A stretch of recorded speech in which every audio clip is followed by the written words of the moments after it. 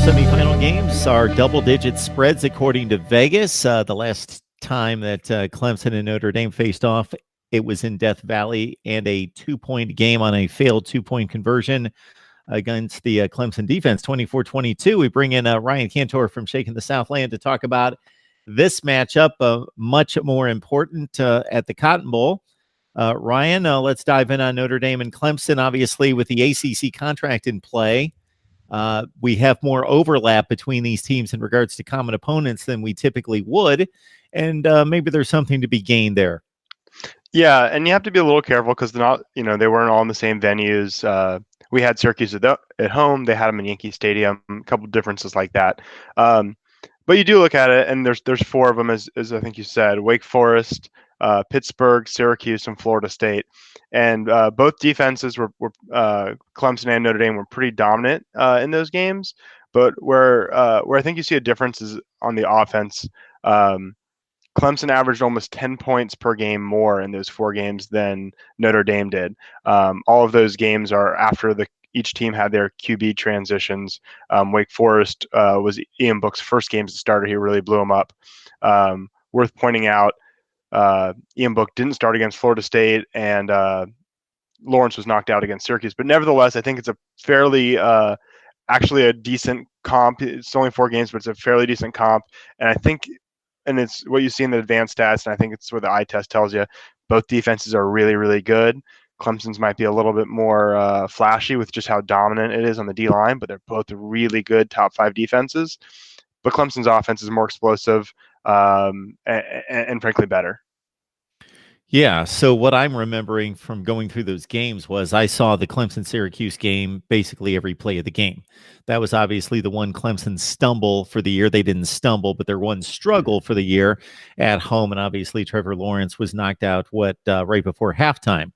That's right. And Chase Brice came in and was shaky early, certainly developed throughout the game and led that game-winning drive with that remarkable fourth down completion that saved the game. And not necessarily the season, because Clemson should still be in the same position as we would expect at this point, but we didn't know that then. So the Notre Dame game against Syracuse was minus Eric Dungy, who was knocked out very early in that game. So that has to be taken into context, but Notre Dame dominated that game. The flip scenario would be the Pitt game, obviously, with Clemson after a 14-10 game early, obviously raced away from Pitt.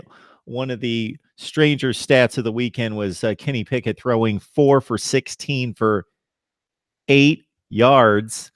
That's mind-boggling to me in a 42-10 game when you're basically throwing against the defense that's up by 3 to 4 scores, that you can't complete passes down the field and at least come up with 75 or 100 yards passing is inexplicable to me. But anyway, Pitt goes on the road to Notre Dame.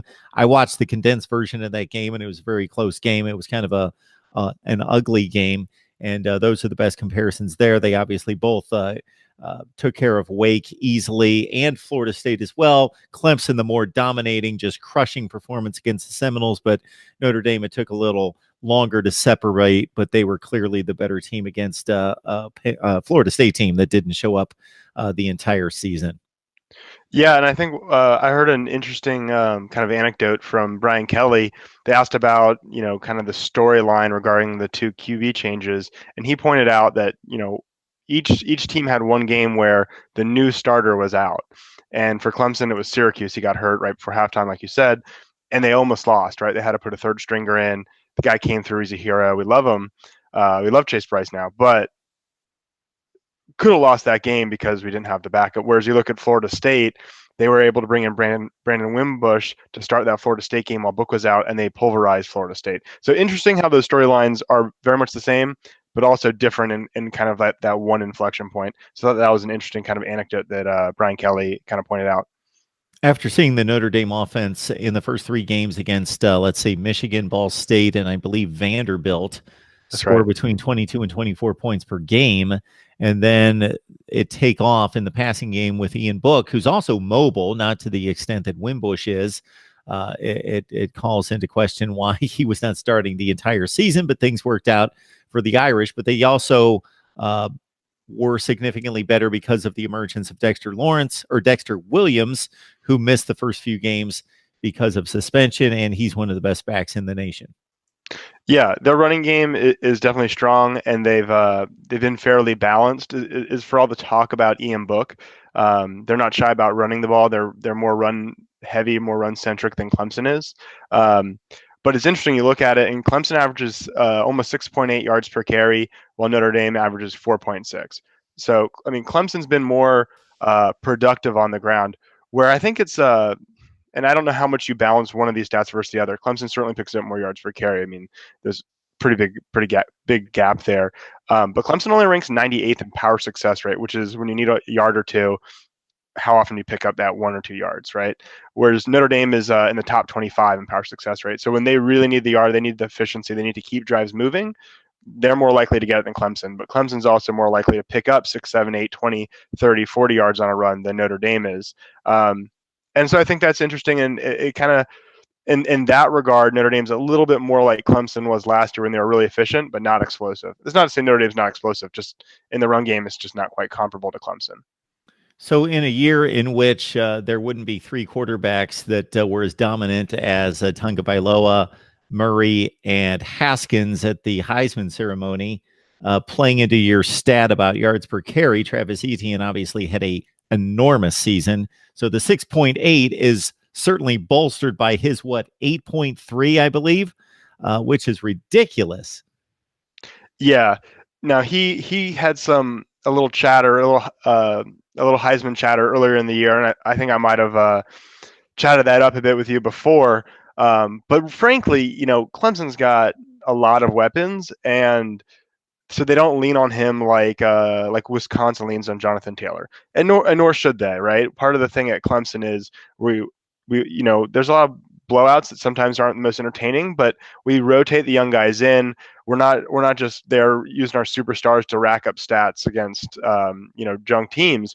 We're rotating in young guys, and sometimes just veterans who are further down the depth chart, not shy about getting Adam Choice carries or Tavian Feaster or Lynn J. Dixon. So they spread the ball around in the backfield, and so his totals aren't as gaudy as they could be. His rushing touchdowns are ridiculous.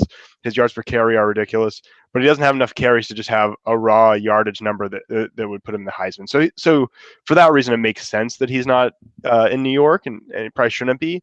But I don't know that makes him not as good as any other player that's up there or any other running back in the country. No, I certainly totally agree with the way that you framed that. They're not reliant on him, and therefore he doesn't belong in that conversation this year. But because of the yards per carry, even though they only went to him 176 times on the ground, which in 13 games is roughly about 12 or 13 carries per game, that he still racks up almost 1,500 yards and 21 touchdowns. So the raw stats are almost there just because of the productivity per carry. And then I didn't realize this, which you will know this, Lynn J. Dixon with about a third of the carries, 56 compared to 176, is averaging almost 10 yards per carry.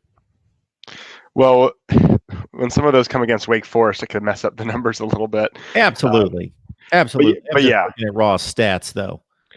Yeah, and he's not even like a speedster back. He's just shifty and doesn't go down. So it's interesting that he's just so productive when he gets the ball. He's been and really Etienne wasn't like a huge recruit. He was a last minute addition to the class out of Louisiana. LSU had kind of overlooked him, and we were able to pluck him out when they finally turned their attention to him.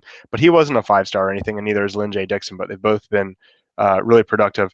For some context, how many carries did you say Travis Etienne had? Etienne 176, Dixon 56. So Jonathan Taylor in Wisconsin, who barely beat him out for the running back of the year award the other night, 280 carries. So there's just a massive gap there. For future reference, Ryan, anytime you do that, hold your answer for a second. I would love to guess. I always guess those. I don't know where I would have came up with that, but that's 23, 24 carries a game. I think I would have been in that range. The one matchup in this game that I think, and I'm not positive about this because Again, you're going to enlighten me on Clemson's back end on defense, but where Notre Dame might be able to have a bit of an edge would be their wide receivers are really good. Miles Boykin in particular, and taking advantage of a secondary that's had its issues this year. Yeah, I mean, I don't think it's been quite as huge of a problem as folks sometimes tee it up to be. But when you look at the team and you're looking for a relative weakness, it obviously stands out. And the last regular season game that they played, it especially stood out. Deebo Samuel just ripped them up over the middle, and tight ends who never caught the ball for them for South Carolina were making some big plays. And I think Miles Boykin on some post routes could be a little scary. Real tall receiver, not necessarily the fastest, but just a big target who can beat some guys over the middle and over the top. And then to have an NFL bound tight end, Mac, who I feel like just every time we discuss Clemson's weaknesses, we always say, oh boy, they have a good tight end. You go back just a couple of years, I think it was 2016, we were worried about, or we were talking about Louisville's tight end who had some huge plays. When Pitt beat us that year, their tight end had some big plays. Clemson just we have really good run stopping linebackers, it seems, every year, and kind of the over the middle with safeties and linebackers and coverage. So I think Mac at tight end is a guy to watch for them. Obviously Boykin. Talking Clemson, Notre Dame, and the Tigers are an 11.5-point pick right now against the Fighting Irish first National College Football Playoff semifinal with Alabama and Oklahoma as the night card.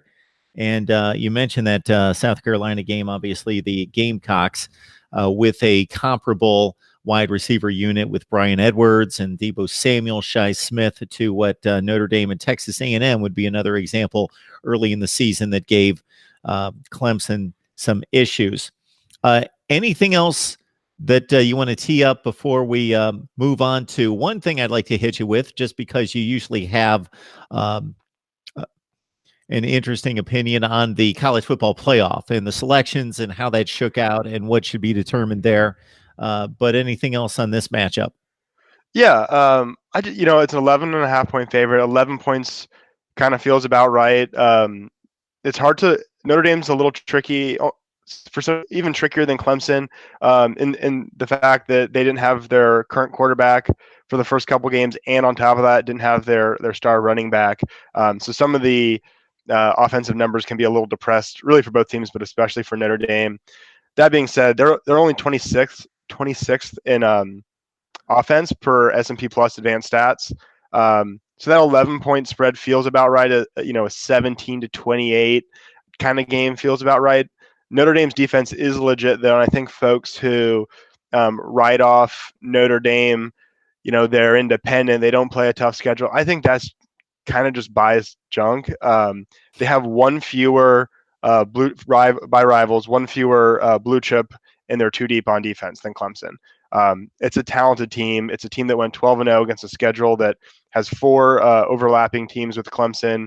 And normally Clemson's trying to schedule really good teams from the SEC as a home and home to go with South Carolina, but South Carolina wasn't great, and Texas A&M was good, best team we played.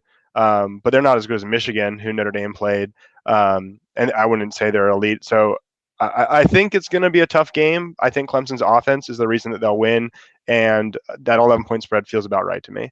I would love to know there's people out there that knock Notre Dame's schedule. Certainly, we can look at this year's as being subpar, but that based on the lack of meeting expectations by some of the power programs on the schedule, Florida State being first and foremost, and then also USC, and also Florida State, Virginia Tech, Stanford, not so much, but Stanford was decent, but not as good as they typically are. But you take that schedule most seasons, and it's a top 5 schedule in the country. Syracuse, obviously, a better team right now than they typically are as well.